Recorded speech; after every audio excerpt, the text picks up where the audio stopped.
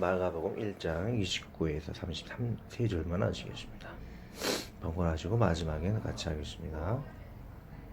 회당에서 나와 곧 야고보와 요한과 함께 시몬과 안드레의 집에 들어가시니 시몬의 장모가 열병으로 누워 있는지라 사람들이 곧 그에게 그 여자에 대하여 예수께 여짜온대.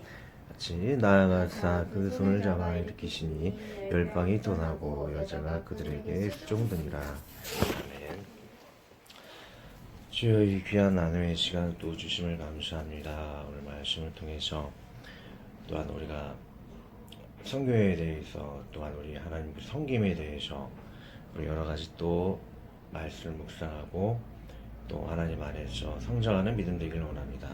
더욱더 지켜주시고 부족한 연약한 모습 주께서 사하시고 정결함으로 말씀의 교제 귀한 시간 인자와 하나님의 아가페적인 사랑 안에 더욱더 귀한 교제에 코이노야의 귀한 교제 되게 하여 주소서. 예수 그리스도의 이름으로 기도하였습니다. 자, 먼저 원어부터 배우겠습니다. 31절 마지막에 수종드니라가 있는데 이거는 디아코네오라 그래요. 이렇게 여러 가지 이 의미가 있겠지만 코이노이라는 교제할 때 그 파생된 일본은 이와 같은 사랑은 하나님의 사랑에서 파생된 것으로 이 단어로서 코이노야 친교의 완성을 묘사하기도 한다. 그 수종들 때 하나님 안에 이렇게 교제하는 것도 이런 의미에 좀 포함될 수 있을 거라고 생각이 들고, 그 외에는 구제할 때 이렇게 연약한 자에게 찾아가서 도와주고 가난한 자를 위로하는 것, 이웃 사랑하는 것, 그 외에도 이것이 자기 자신을 괴롭게 한다라는 의미를 가지고 있대요. 수종드니라가 그런 의미를 가지고 있는데 굉장히 눈여겨볼 만한 그런 해석인 것이죠. 제가 저번 주에도 말씀을 드렸듯이 선교사님이라든지 하나님을 믿게 되다 보면 또 괴로운 일이 있을 수가 있어요. 저번 주 선교사님 이렇게 설교 듣다 보면은 하나님 이렇게 섬기다 보니까 괴로운 일이 있었다는 거죠. 근데 그런 일이 있었다고 해서 그것이 하나님 뜻이 아니거나 그런 것은 아니라 그랬어요. 하나님께 경배하고 섬기다 보면, 수종들다 보면 괴롭게 하는 그런 일도 생길 수 있는 것이, 그것이 하나님을 섬기는 한 예라는 것이죠. 그 외에도 우리가 쉽게 또 이해할 수 있는 그런 하나님을 섬기는 것은 11주 정신이라고 했죠. 이렇게 물질적으로 섬기는 것도 뭐 괴롭고 힘들 수가 있겠고, 또 시간적으로 새벽에 예배드리고 시간을 정해서 구약 신약을 읽는 것, 그것도 어떻게 겉으로 보면 또 괴로운 일일 수가 있어요. 그 외에도 이렇게 음식을 금식하는 것, 일주일에 한 3끼 정도 금식하는 게 또 물질적으로 하는 게 11조를 드리는 거라고 좀 볼 수가 있겠죠. 근데 이것을 정말 실천하면 제 경험상으로 봐도, 누가 봐도 형통하고 오히려 처음에는 괴롭지만 나중에 더 은혜가 되는 것을 볼 수가 있는 것을 경험해 볼 수 있었을 것입니다. 다만 바울과 같이 오라나는 공고한 사람이로다, 이 사박의 몸에서 누가 나를 구원할 자라 했던 것처럼 우리가 말씀에 따라 순종하지 못할 뿐이지 정말 순종했을 때 모든 것이 더하는 것을 실제적으로 많이 경험한 것을 봅니다. 이런 물질과 시간과 음식의 11조를 구체적으로 드릴 때에 하나님 더 복을 내려주실 것입니다. 자, 29절 본문 9절 강에 들어가도록 하겠습니다. 회당에서 나와 곧 야고보와 요한과 함께 시몬과 안드레의 집에 들어가니라고 했어요. 자, 안드레의 집이죠. 시몬과 안드레의 집은 베드로의 집을 의미하는 것이죠. 이 베드로의 집은 유적을 살펴보다 보면 굉장히 부유한 것을 볼 수가 있어요. 집도 굉장히 넓고 참 좋은 위치가, 이렇게 창문만 열면은 해변가가 보이는 좋은 휴양지나 다름없을 정도로 좋은 그런 위치적인 위치를 점했다라고 합니다. 또 이렇게 부유한 그 정도면 굉장히 부유한 환경이죠. 부유했던 것도 자신이 여러 가지로 이제 고기를 낚았을 때에 그 가버나움이라는 지역이 굉장히 부유한 지역이라고 제가 말씀드렸습니다. 고기를 팔 때에 싸게 팔지는 않았을 거다라는 생각이 들어요. 좀 적당하게 팔아서 이렇게 좋은 환경 가운데서 집을 얻고 생활을 했었다라고 봐요. 그리고 이 베드로의 집은 선교본부와 같은 역할을 했다 그래요. 예수님이 갈릴리 지역을 찾으면 성경에서도 한 3번 정도 이 베드로의 집을 방문했다라는 그런 기록이 나와 있대요. 그러니까는 이렇게 그 예수님이 쉬러 갈 때에 베드로의 집을 좀 자주 찾았다라고 볼 수가 있습니다. 그리고 예수님의 그 12제자의 무리가 또 어떠한 생활을 했다라는 것을 추측해 볼 수가 있겠죠. 자, 예수님은 집이 있다 그랬어, 없다 그랬어? 집이 없다 그랬죠. 이게 머리 둘 곳이 없다 그랬습니다. 예수님 제자들이 따로 뭐 집을 구하거나 사서 생활하는 곳이 없다라 그랬습니다. 그래서 예수님은 그럼 어떻게 잠을 자고 주무시고 생활을 하셨을까? 본문에도 나와 있듯이 예수님 제자들 가운데 그 집을 찾아가서, 즉 베드로의 집을 많이 갔죠. 제자들의 집을 찾아가서 이렇게 밤을 지새우시고 이렇게 심을 얻고 주무시고 생활했던 것이죠. 그 외에도 그 감람산이죠. 그 제자들이 거기서 기도하다가 잠을 자고 또 기도하고 잠을 자고 이렇게 했었죠. 그래서 반노숙 상태로, 완전 노숙이 아닌 반노숙 상태로, 그리고 또 바리새인의 집에 가서도 거기서 초대받기도 하였었죠. 또 누군가의 집에 가서 초대받아 잠을 자거나 산에서 주무시고 기도하시고 그렇게 반노숙 상태로 생활을 하셨다라는 것을 볼 수가 있습니다. 자, 베드로의 집을 찾아가는 이 모습은 지금에 와서는 구역 예배에 비유할 수가 있겠죠. 그러나 지금과 그때 차이가 있다라면 예수님은 주무시기까지 하셨다는 거죠. 제자들과 같이. 지금은 그렇게 그런 일 없겠죠. 그 외에는 뭐 굉장히 부유한 뭐 현대의 어떤 장로님이 이렇게 그 콘도 같은 거를 이렇게 유지하셔가지고 교인들을 초대해가지고 별장 같은데 초대해서 수련회 같은 거 하신 경우가 있겠죠. 네, 그런 경우도 지금의 예를 한번 찾아봤습니다. 자, 30절. 시몬의 장모가 열병으로 누워있는지라 사람들이 그 여자에게 대하여 예수께 여짜온대. 열병은 열사병이라고 할 수 있겠죠. 장모가 열병에 걸렸는데 열사병이겠죠. 자, 이스라엘 환경을 살펴볼 필요가 있는데 이스라엘은 겨울에는 아무리 추워도 15도 밑에를 내려가지 않는다 그래요. 그리고 또 여름에는 40도까지 올라간다 그래요. 우리나라에서도 30도만 올라가서 막 덥다고 난리인데 40도까지 올라간다 그래요. 그리고 그 지역은 나무들이 별로 없었었고 베드로 그 장모가 생활했던 그 구역은 해변가 근처이기 때문에 더 나무가 별로 없었겠죠. 그래서 40도에 떼약볕을 쬐다 보면은 열사병에 걸리지 않을 수가 없겠죠. 그것 때문에 장모님이 걸렸던 것 같아요. 근데 그 환경을 보면 베드로가 장모님을 모시는 것을 볼 수가 있겠죠. 글쎄, 부모를 우리가 계명 중에 공경하라 그 의미에서 우리는 친부모님만 그 공경하는 것이 하나님의 뜻에 순종하는 것은 아니라고 생각해요. 하나님의 계명에 따라 베드로가 잘 순종을 하고 있는데 부부는 한 몸이라 그러잖아요. 그래서 상대방의 부모, 장인, 장모 또는 시어머니 또 시아버지 그 분도 상대 부모도 이렇게 친부모라처럼 대할 수 있는 것이 저는 옳다라고 생각을 합니다. 왜? 부부는 한 몸이기 때문에 상대편의 부모도 내 부모가 될 수 있다는 것이죠. 그 하나님의 계명의 그 순종을 베드로가 잘 행하고 있는 것을 볼 수가 있습니다. 누군가 한 명이 그 예수님께 그 여자에 대하여 예수께 여쭤, 그 장모에 대하여 예수께 여짜온데 누가 예수님께 이 장모님의 병에 대해서 이야기를 꺼냈을까요? 가장 유력한 인물은 베드로겠죠. 베드로가 예수님께 장모의 병에 대해서 이야기를 해서 예수님이 이렇게 치유의 일을 하시는 것을 볼 수가 있습니다. 신약에도 자기 가족을 돌아보지 않는 것은 불신자보다 더 악한 것이라 하고 있습니다. 이렇게 가족을 섬기는 것을 잊지 않고 장인 장모에 대해서 부모같이 섬기는 베드로의 모습을 우리가 닮아야 할 것입니다.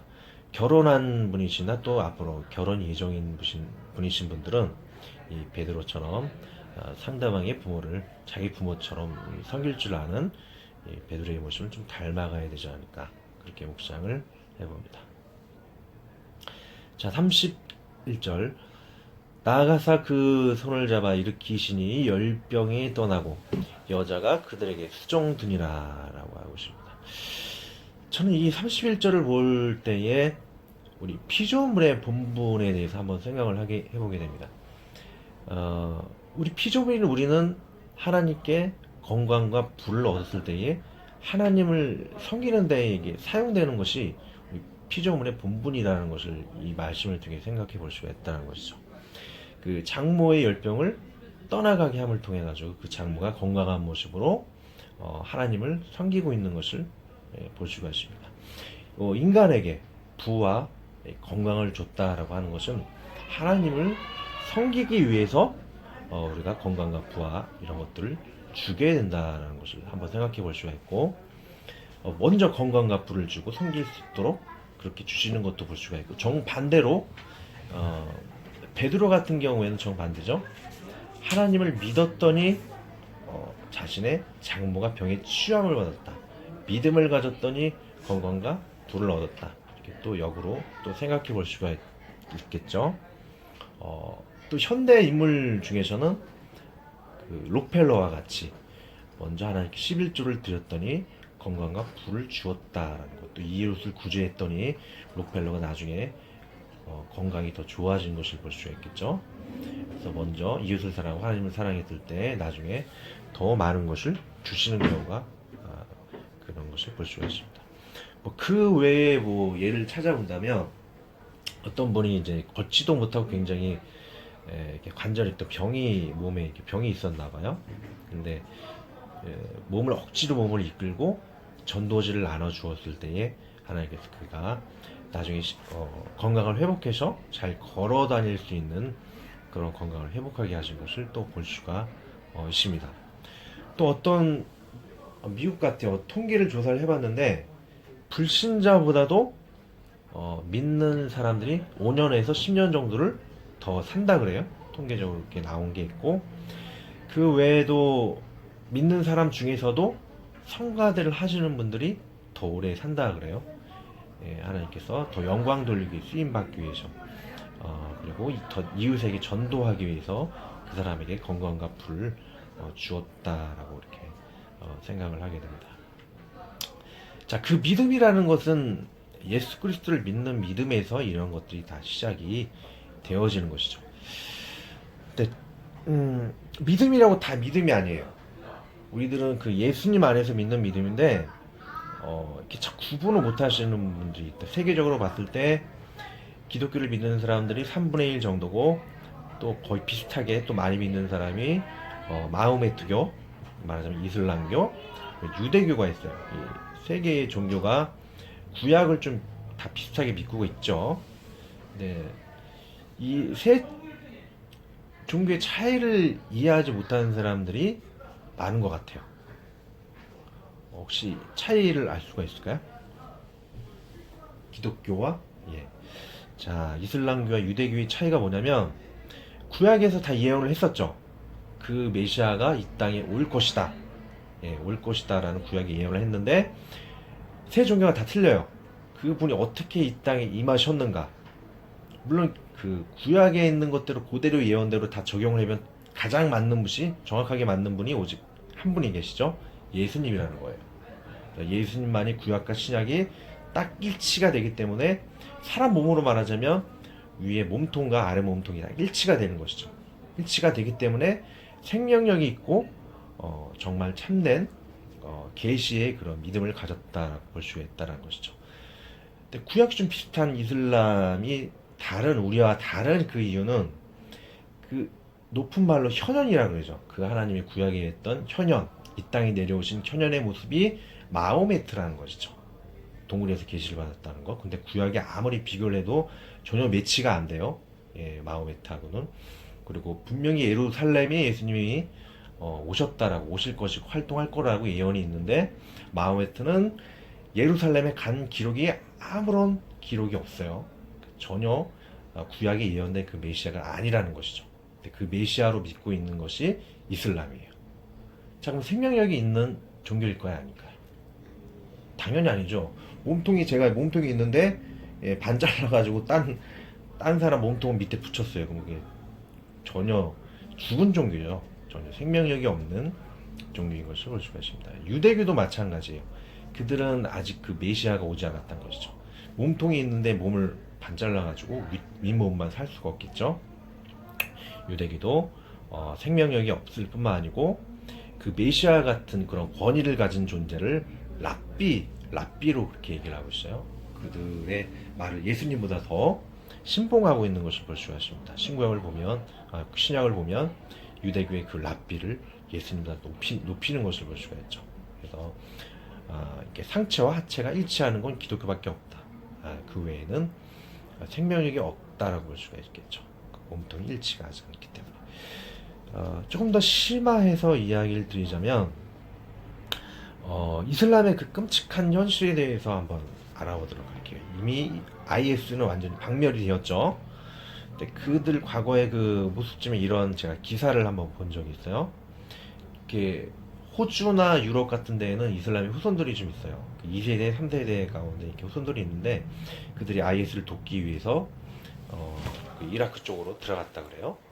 근데 들어가는 그런 이야기를 줄줄 해주는데 두 동료 중에 한 동료가 첩자로 오인을 받았다 그래요. 그래서 그 한 동료의 참수시켜가지고 시체를 감옥에 넣어가지고 군기를 잡으려는 그런 목적이 있나봐요. 그래서 끔찍한 가운데 그런 일도 목격하게 되었고, 하는 일을 어떤 일을 시켰느냐, 편한 일도 아니에요. 너희들이 전투부대에 빠져가지고 미군한테 폭격을 맞겠느냐, 아니면은 자기 몸을 이렇게 자폭 테러를 통해 가지고 죽겠느냐, 둘 중에 하나를 이렇게 선택하라 그랬나봐요. 그래서 자폭 테러를 선택을 했는데, 자폭 테러를 하기 위해서는 적진에 들어가야 되겠죠. IS와 정반대인 그런 자유진영에 가서 자살을 해야 되겠죠. 근데 자유진영에 가서 그런 폭탄을 해제시키고 자수를 해서 경우에는 유럽으로 다시 왔다 그래요. 네, 그 유럽에 와서 하는 말이, 유럽에 거기 가면 깜빵에 갇히겠죠. 아무래도 IS에 지원했기 때문에 깜빵에 갇히면서 나는 깜빵에 갇히는 것이 IS의 병사로 있는 거, IS의 그 자유 가운데 있는 것보다도 깜빵에 여기 갇히는 게 더 좋다라고 그런 얘기를 하는 것을, 기사가 나온 것을 보았습니다. 자, 이와 같이 지옥 같은 현실이에요. 전 세상에서 목사와 교회와 크리스찬이 없는 세 부류의 그런 집단이 있죠. 첫째는 IS, 북한 공산당, 그런 이슬람이 있겠죠. 이 지하교회가 있을지는 몰라도 이런 세 부류의 사람들이 공개적으로 없는 곳이 이 세 곳입니다. 정말 지옥과 같은 모습으로 그들이 살아가는 것을 볼 수가 있습니다. 그러나 미국은 제일 먼저 와서 그 청교도들이 교회를 세운 것을 볼 수가 있었죠. 하나님을 의지했을 때 모든 것이 더하고 생명력이 더하고 풍성해진 것을 볼 수가 있습니다. 우리는 예수 안에서 자유와 그런 것을 누리도록 해야 할 것입니다. 자, 마지막 한마디만 더 하고 마칠게요. 자, 이런 것이 있습니다. 제가 하나님을 존재를 증거할 수 있는 이런 공식이 따로 있다 그랬죠. 제가 문자를 한번 보낸 적이 있을 겁니다. 이 MC 제곱이라는 것이죠. 자, 이 공식이 진리인 게, 우리가 쓰고 있는 이 방바닥이 따뜻하고 전기가 원전 가운데서 또 나오지 않습니까? 그 원전이 터지는 공식이 E = MC 제곱이에요. 특별 상대성 이론인데, M 질량이 폭발하고 빛을 발하면서 에너지가 생긴다는 거죠. 그 에너지로 여기 전기를 만든다라는 것인데, 분명히 이건 진리예요. 이렇게 M과 C가 폭발해서 에너지가 생긴다는 거, 이쪽 방향이죠. 부동의 이쪽 방향으로 에너지가 생산된다는 게 증명이 되었는데, 그러면 역으로 에너지가 MC 제곱, 질량과 빛을 발할 수 있다라는 것도 그런 의미인데, 그럼 현실적으로 그것을 증거할 수 있는 일들이 세상에 있느냐라는 것이죠. 자, 이것이 왜 중요하냐면, 하나님은 에너지가 많으신 분이에요, 적으신 분이에요? 하나님이기 때문에 많겠죠. 그래서 그 엄청난 하나님의 에너지가 보이지는 않지만 오병이의 기적이라든지 천지창조라든지, 천지창조는 뭐 질량이겠죠. 빛이 많이 있잖아요. 태양과 같은 항성들이 많이 있잖아요. 그 하나님의 그 보이지 않는 에너지로 이런 천지창조와 오병이의 기적을 행할 수 있느냐라는 것이죠. 그것을 증명하는 것이 이 니콜 MC 제곱이라는 것이에요. 자, 그러면은 이 우주에 그런 것을 증명하는 그런 천체가 있느냐, 그것을 증명하는 것도 문제가 되겠죠. 제가 더 사이언스 타임즈라는 우리나라 국내에서 유명한 그런 뭐 종교와 관련 없는 거예요. 그런 것을 확인했는데, 블랙홀이라는 것이죠. 블랙홀에는 그 중심에는 엄청난 에너지가 있어요. 보이지는 않아요. 보이지가 않는데 그 블랙홀이 안에 행성들을 빨아들여서 파괴하는 일뿐만 아니고, 관찰된 거는 그 보이지 않는 블랙홀 가운데 엄청난 에너지 안에서 항성들이 만들어지는 것이 관찰이 됐다 그래요. 중심에 블랙홀이 있기 때문에 은하계가 형성이 되었다는 것이죠. 블랙홀의 위치가 어디에 있냐면 은하계의 모든 중심에 있어요. 은하계 중심에 그것이 있기 때문에 팡 터져서 분산이 돼서 은하계를 동그랗게 만든다라는 것이죠. 그것이 증명이 되었다라는 것입니다. 나중에 문자로 한번 쫙 그 기사 나온 걸 보내드릴 텐데, 그 보이지 않는 에너지로 항성, 질량과 빛을 가진 태양이죠. 항성이 그것이 뿜어져 나오고 그 항성에서 여러 가지 행성들이 만들어지는 거죠. 뭐 목성, 뭐 토성, 지구까지도 만들었다고 그러는데 더 연구해 볼 필요가 있고, 하여튼 태양에서 여러 가지 행성들이 만들어지면서 은하계에서 태양계까지 만들어지는 것들이 생겨서 천지창조가 에너지로 그런 것들이 보이지 않는 하나님으로 인해서 창조될 수 있다는 것이 증명이 됐다는 것이죠. 그래서 이 MC 제곱이 하나님을 살아계심을 증거할 수 있는 과학적 증거 중에 하나다 볼 수 있다는 것입니다.